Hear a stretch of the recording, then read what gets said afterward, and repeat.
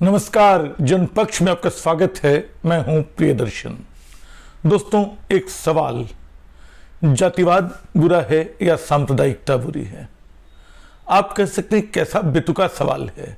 दोनों बुरे हैं, दोनों हमारे समाज को बांट और तोड़ रहे हैं। लेकिन जब मैं सवाल पूछ रहा हूं तो इसका एक संदर्भ है। शुक्रवार को प्रधानमंत्री बिहार में थे और कर्पूरी ठाकुर के गांव पहुंचे थे। वहीं से उन्होंने बिहार में चुनाव प्रचार के चुनाव अभियान की शुरुआत की। ठीक उसी दिन दिल्ली में कांग्रेस को याद आया कि सीताराम केसरी जो कभी उसके अध्यक्ष बने थे, उनकी 25वीं पुण्यतिथि है। तो उस अवसर पर राहुल गांधी पहुंचे कांग्रेस मुख्यालय। वहां उन्होंने उनको माला पहनाई। बीजेपी ने छींटाकशी की कि जिस सीताराम केसरी को कांग्रेस ने कभी अपमानित करके निकाला था, अचानक उसको उनकी याद क्यों आ गई?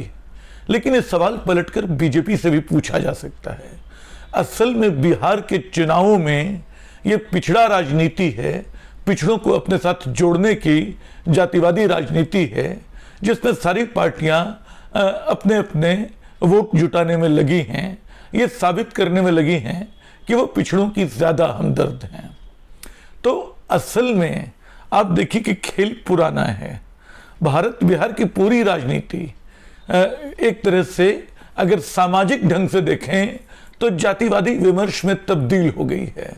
हर उम्मीदवार ये देख रहा है कि किस जाति के कितने वोट हैं। हर पार्टी ये देख रही है कि कहाँ किस उम्मीदवार को कितने लोगों का समर्थन मिल सकता है, किन जातियों का समर्थन मिल सकता है। यहाँ तक कि जो प्रशांत किशोर अपने आप को बिहार में तीसरी ताकत के रूप में स्थापित करने की कोशिश में हैं, उनको भी जातीय गोलबंदी का, जातीय समीकरणों का अपनी सीटों के बंटवारे में ध्यान रखने की नौबत आ गई। तो बिहार में जो जातिवादी टकराव है, जो जातिवादी विभाजन है, उसको राजनीतिक नाम हम दे सकते हैं अगर, तो मंडल की राजनीति का दे सकते हैं, जिसकी शुरुआत 90 के दौर में हुई। मैंने पहले भी कहा था कि 90 से पहले 5 जो राज्य में पिछले 10 साल में, यानी 1980 से 90 के बीच जो 5 मुख्यमंत्री हुए थे, पांचों अगड़े थे। आप याद कीजिए, जगन्नाथ मिश्र, भागवत झा आजाद, बिंदेश्वरी दुबे, फिर सत्येंद्र कुमार सिन्हा और एक और थे, मैं तत्काल उनका नाम याद नहीं कर पा रहा हूं, याद आ जाएगा। तो ये 5 मुख्यमंत्री जो 1980 से 1990 के बीच बिहार में सरकार चलाते रहे, ये सब के सब अगड़े थे।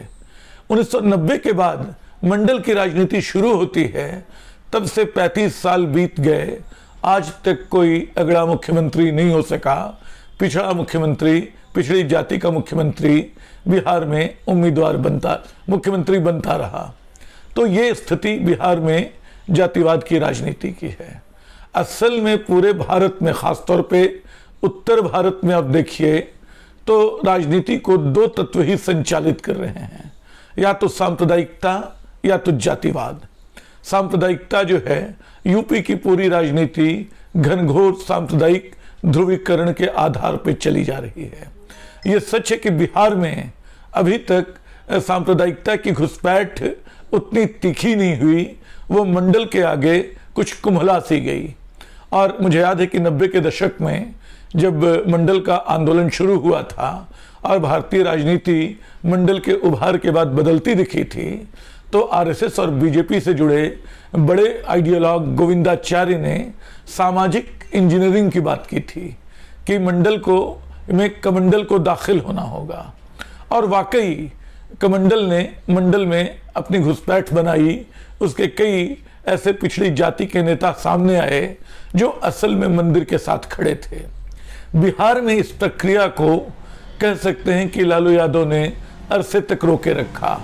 बल्कि जो 1990 में लालकृष्ण आडवाणी की रथ यात्रा थी, उसको समस्तीपुर में रोककर उनको गिरफ्तार करके एक तरह से सांप्रदायिकता के रथ को लालू यादव ने तब बिहार में दाखिल होने से रोक दिया। लालू यादव उन दिनों मंडल के बड़े चैंपियन नजर आते थे। दुर्भाग्य से एक खेल अगर सांप्रदायिकता कर रही थी तो दूसरा खेल जातिवाद भी कर रहा था। लालू यादव बदलाव के नए मसीहा, नई संभावना की तरह प्रकट हुए थे, लेकिन जल्दी ही वो उसकी यथास्थिति के नए निर्माण के वाहक हो गए। एक नई तरह की यथास्थिति जो भ्रष्टाचार के आरोपों से लिथड़ी हुई थी, उन्होंने लालू यादव की पूरी राजनीति का चक्का जाम कर दिया। नीतीश आए तो नीतीश ने मंडल के खेल को कुछ और दूसरे ढंग से खेला। ये सच है कि नीतीश के शुरुआती दौर में उनकी कोई जातिगत पहचान नहीं थी। ये बाद में बिहार के पिछड़ा राजनीति ने, वो सभी दलों में, सभी जातियों में समादृत थे, बल्कि बिहार के अगड़े उनको कुछ ज्यादा मान देते थे। धीरे धीरे उनकी कुर्मी पहचान पुख्ता हुई और नीतीश ने मंडल को और फाड़ा। उनको मालूम था कि इसको तोड़ना होगा, तो उन्होंने पिछड़ों में अति पिछड़े पैदा किए, दलितों में महादलित पैदा किए और अल्पसंख्यकों में, मुसलमानों में पसमानदा और अशरफ का भेद खड़ा करने की कोशिश की। सामाजिक तौर पे ये एक सच्चाई थी कि मंडल के लाभ बहुत गिने चुने हाथों में सीमित रह गए। वो निचली जातियों तक उस तरह नहीं गए जिस तरह जाने चाहिए थे, इसलिए इनका भी एक राजनीतिक आधार बना। आज बिहार में जातिगत आधार पे जितनी पार्टियां बन गई हैं, आज जो मुख्यधारा की कहलाने वाली पार्टियों से अपना हिस्सा जिस तरह वसूल रही हैं, इससे पता चलता है कि उनकी अहमियत क्या है। याद कर सकते हैं कि शुक्रवार को ही जब बिहार में तेजस्वी यादव को कांग्रेस ने अब मुख्यमंत्री पद का उम्मीदवार घोषित किया, उसी समय मल्लाह अस्मिता का हवाला देते हुए वो वीआईपी के नेता मुकेश सहनी इस बात पे अड़ गए कि उनका नाम उप मुख्यमंत्री के तौर पे घोषित नहीं किया गया तो वो प्रेस कॉन्फ्रेंस में नहीं जाएंगे। अंततः ये नाम घोषित करना पड़ा। तो ऐसे सरेंडर बीजेपी और कांग्रेस जैसी पार्टियों को उन पार्टियों के सामने करना पड़ रहा है जो जातिगत अस्मिता के बीच खड़ी हुई हैं।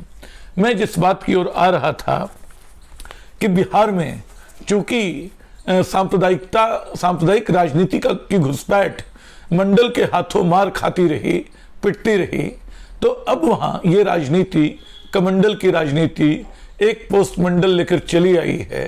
वो मंडल के भीतर दाखिल हो रही है। वो अपने आप को पिछड़ों का सबसे बड़ा हमदर्द बता रही है। होगी भी, आंकड़े उसके पास होंगे, आखिर राजनीति तो पिछड़ों के सहारे ही चल रही है। लेकिन यहां एक बात मैं जोड़ना चाहता हूं, जहां से मेरे सवाल का सिलसिला शुरू हुआ था। सांप्रदायिकता बुरी है या वो जातिवाद बुरा है? बुरे दोनों हैं और इसमें कोई शक नहीं। लेकिन हमारी लड़ाई किसके खिलाफ कहां तक पहुंची है? आप देखिए तो जातिवाद के खिलाफ, अस्पृश्यता के खिलाफ हमने कम से कम वैचारिक रूप से एक सहमति बनाई है। आज कोई भी नेता किसी भी दल का हो, अपने आप को जातिवादी कहने से परहेज करेगा। उसको जाति के वोट चाहिए, लेकिन अपने आप को सभी दलों का नुमाइंदा बताना चाहता है। अस्पृश्यता तो अपराध है बिल्कुल, और अस्पृश्यता हमारे दिमागों में, हमारे रोजमर्रा के व्यवहार में भले बैठी हुई हो, हम उसको सिद्धांत के तौर पे स्वीकार नहीं कर सकते।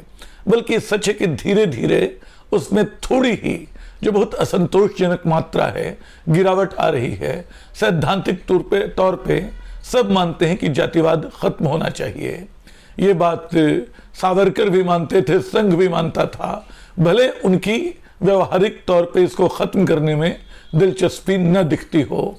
भले जो पिछड़ी जातियां हैं, जो दलित जातियां हैं, वो अपने राजनीतिक वर्चस्व के बूते अपने हिस्से की बराबरी हासिल कर रही हों, लेकिन ये सच है कि जातिवाद के मोर्चे पे जो सामाजिक विभाजन है, जो राजनीतिक विभाजन है, जो वोटों में बदलाव है, वो जातिगत नफरत का मामला नहीं बना है, बल्कि अगड़ी जातियों में एक तरह का मेल है।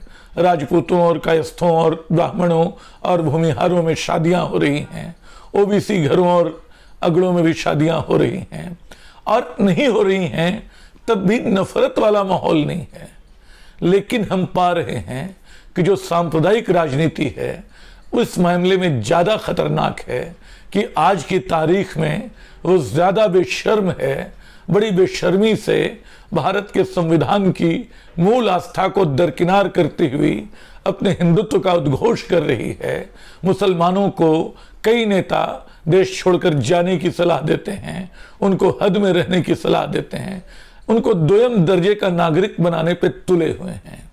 सांप्रदायिकता जातिवाद की तरह ही राजनीति में एक अहम भूमिका निभा रही है, धार्मिक पहचानें एक भूमिका निभा रही हैं, लेकिन सामाजिक तौर पे जो बंटवारा है, जो जातिगत नफरत में अब नहीं दिखती है। एक दौर में बिहार में जातीय हिंसा बहुत हुई, अब वो भी शांत है, लेकिन सांप्रदायिकता जो है उसका जहर बड़ा होता जा रहा है, उसका राक्षस और बड़ा होता जा रहा है। तो इस सांप्रदायिकता से लड़ने की, इस बेशर्म सांप्रदायिकता को ना कहने की जरूरत है। बिहार में भी, पूरे भारत में भी हमारा दुर्भाग्य है कि हम लगातार जातियों और धर्मों में बटे समाज में बदलते जा रहे हैं। लेकिन अगर इसके खिलाफ कोई प्रक्रिया चलनी है तो जाति के स्तर पे तो बहुत मध्यम ढंग से वो आकार ले रही है, और निश्चित तौर पे देर सवेर पिछड़ी जातियां जब समानता का अपना हक हासिल करेंगी तो शायद ये भेदभाव कुछ कम हो जाएगा। लेकिन सांप्रदायिकता की जो नई फसलें हमने बोली हैं, जिसको लेके हमारे भीतर जरा भी शर्मिंदगी नहीं है, उससे निपटने की, उसका सामना करने की, उस फसल को जलाने की जरूरत है। और इस बात का ख्याल रखने की कि जातिगत पहचानों के आधार पे खुद को पिछड़ों का हमदर्द बता के जो सांप्रदायिक शक्तियां सामने आना चाहती हैं, उनको बिहार रोके, उनको भारत रोके। क्योंकि सांप्रदायिकता में जो नफरत शामिल है, वो नफरत इस देश को कमजोर करने वाली है, इस देश को बांटने वाली है, इस देश के संविधान को नीचा दिखाने वाली है। बस आज इतना ही, शुक्रिया।